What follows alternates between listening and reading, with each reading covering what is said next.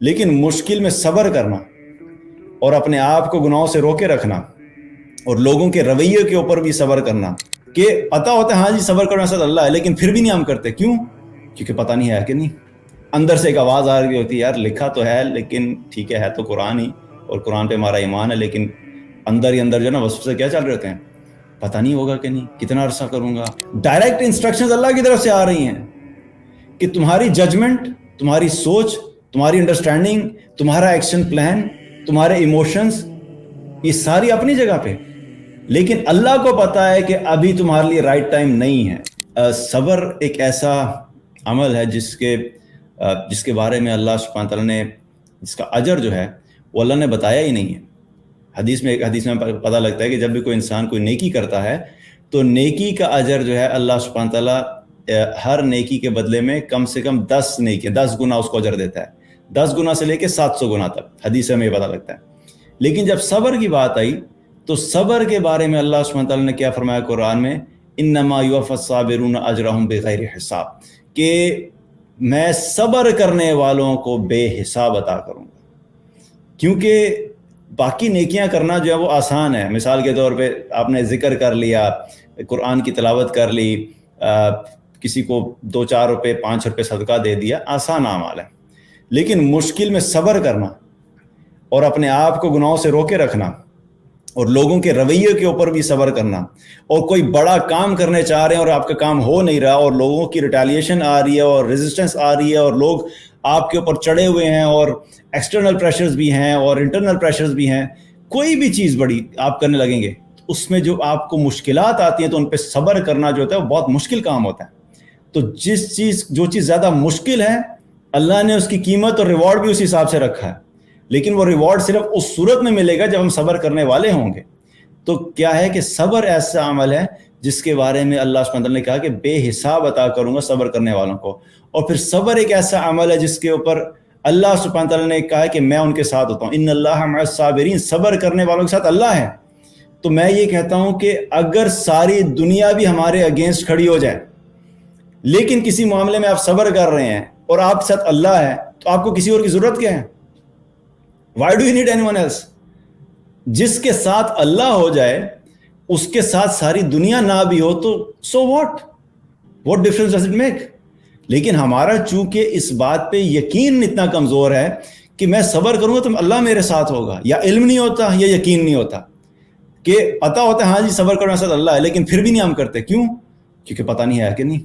اندر سے ایک آواز آ رہی ہوتی ہے یار لکھا تو ہے لیکن ٹھیک ہے تو قرآن ہی اور قرآن پہ ہمارا ایمان ہے، لیکن اندر ہی اندر جو ہے نا وسوسے کیا چل رہے ہوتے ہیں، پتہ نہیں ہوگا کہ نہیں، کتنا عرصہ کروں گا، کب تک کروں گا، باقی سارے تو ٹھیک ٹھاک ہے، میں ہی صبر کروں سو یہ ساری باتیں ہمارے اندر چلنا شروع ہو جاتی ہیں. تو کیا ہے کہ صبر بھی جس معاشرے سے ختم ہو جاتا ہے تو پھر کیا ہوتا ہے، پھر رویوں پہ صبر نہیں ہوتا. کوئی ذرا سی بات کرے گا لڑائی جھگڑا شروع ہو جائے گا، کوئی ذرا سی تنقید کرے گا لڑائی جھگڑا شروع ہو جائے گا، کوئی ذرا سی آپ کی ذاتیات کے بارے میں بات کرے گا مارنا پیٹنا شروع ہو جائے گا. پھر آج ہمیں نظر آتا ہے، دور تو جانے کی دور، مطلب فزیکلی تو چھوڑ دیں، آج تو سوشل میڈیا کے اوپر ہمیں اپنے حالات نظر آ جاتے ہیں. آپ کوئی ایسی ویڈیوز اٹھا کے دیکھ لیں، اسلامی کی اٹھا کے دیکھ لیں، کسی نے کسی بات کے بارے میں کوئی ایسی بات کر دی جس میں ذرا سا کوئی اس سے کہنے میں غلطی ہوگی، حالانکہ چاہے اس کی نیت نہیں بھی تھی، نیچے جو سوشل میڈیا والے ماشاءاللہ تبارک اللہ وہ اپنی ذات کو فرض سمجھتے ہیں کہ آپ نے اس کے کمنٹ میں اس کو گالی لکھنا ہمارے اوپر اب فرض ہو گیا. یہ ہے ہمارا اس وقت حال. بحیثیت مسلمان ہم اتنے گر گئے ہیں کہ ہمارے اندر چھوٹی چھوٹی بات کے لیے بھی دوسرے کی طرف صبر نہیں ہے. حالانکہ آپ صلی اللہ علیہ وسلم کی سنت کیا تھی؟ ہم تو چھوٹی چھوٹی باتوں کے اوپر لڑنے جھگڑنے کے لیے تیار ہو جاتے ہیں نا. آپ کی سنت کیا تھی؟ اگر اگین مکہ کے اوپر جائیں، مکہ میں جو مشکلات پیش آ رہی تھی وہ کیا تھی؟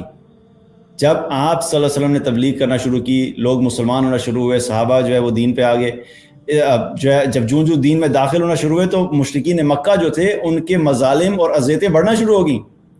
کسی کو ٹاٹ میں لپیٹ کے جو ہے دھواں دیا جا رہا ہے، کسی کو جلتے ہوئے انگاروں کے اوپر لٹایا جا رہا ہے، کسی کو برچھی مار کے شہید کر دیا جا رہا ہے، کسی کو جو ہے وہ اتنا مارا پیٹا جا رہا ہے کہ وہ پہچانا نہیں جا رہا ہے کہ بندہ کون ہے. اور اس قدر مظالم تھے. اور پھر ایک سٹیج ایسی ہے مکہ کے اندر ہی کہ جب عمر رضی اللہ ایمان لے آئے، عبد الرحمن بن عوف رضی اللہ ایمان لے آئے، اور بڑے بڑے صحابہ جو تھے جو کہ انفلوئنشل تھے، پاور میں تھے، اور جب وہ ایمان لے آئے تو جب اس وقت مشرکین مکہ کی طرف سے مظالم ڈھائے جاتے تھے تو وہ ایک مرتبہ رسول اللہ صلی اللہ علیہ وسلم کے پاس آئے اور آ کے عرض کیا اللہ کے رسول ہم ان کے مظالم کا جواب دے سکتے ہیں تو ہم کیوں نہیں دیتے. they were frustrated. اور آپ سوچئے نا کہ ایک ایسا انسان ہے جس کے پاس طاقت بھی ہے اور وہ جواب دے بھی سکتا ہے، اور کوئی آگے سے ظلم کر رہا ہے، اس کے ظلم کے بدلے میں جو ہے اس کو وہ سبق بھی سکھا سکتا ہے، لیکن اس کو روک دیا جائے. وہ آئے اور آ کے کہا کہ اللہ کے رسول ہم کیوں نہیں کرتے، ہم ان کا جواب کیوں نہیں کر دیتے ان کو. اللہ نے آگے سے آیات نازل کر دی. کیا فرمایا؟ کفوا ایدیکم، اللہ کے رسول ان سے کہہ دیں کہ اپنے ہاتھ باندھے رکھو. ڈائریکٹ انسٹرکشنز اللہ کی طرف سے آ رہی ہیں کہ تمہاری ججمنٹ، تمہاری سوچ، تمہاری انڈرسٹینڈنگ، تمہارا ایکشن پلان، تمہارے ایموشنز، یہ ساری اپنی جگہ پہ، لیکن اللہ کو پتا ہے کہ ابھی تمہارے لیے رائٹ ٹائم نہیں ہے. ابھی تم اپنے ہاتھ باندھے رکھو گے، چاہے وہ مظالم کر رہے ہیں، چاہے وہ تمہیں نقصان پہنچا رہے ہیں، چاہے وہ فزیکلی ٹارچر کر رہے ہیں، چاہے وہ ایموشنلی ٹارچر کر رہے ہیں، چاہے وہ تمہارے گھر سیف نہیں ہے، چاہے تم نماز پڑھنے کے لیے بیت اللہ نہیں جا سکتے. یہ سارے پرابلمز اپنی جگہ پہ ہیں، لیکن اللہ نے حکم دیا کہ نہیں، ابھی ان سے کہو کہ اپنے ہاتھ باندھے رکھیں گے. یہ ریئیکشن میں کسی قسم کا کوئی جواب نہیں دیں گے، کوئی ہاتھ نہیں اٹھائے گا. اللہ نے روک دیا. لیکن اب یہ صبر کی کیفیت ہے نا، ہم کسی سے بدلہ لینے کی پوری طاقت رکھتے ہیں، اور وہ بندہ روز آ کے ہمیں ایک بات کہہ کے چلا جائے اور ہم چپ کر کے سن لیں تو ہم کیا کہتے ہیں؟ ہم اپنے معاشرے میں ایک تو ہمارا مسئلہ ہے نا کہ ہماری جو ٹرمینالوجیز ہیں وہ بھی اتنی عجیب و غریب سی ہیں. یہ اس بندے کے اندر غیرت ہی نہیں ہے، یہ تو بے شرم ہو گیا ہے، اور یہ تو بالکل ہی گھٹیا انسان ہے، یہ تو بالکل مریل ہے، یہ تو جواب ہی نہیں دے رہا کسی کو. ہم اس کو اس کی کمزوری سمجھتے ہیں.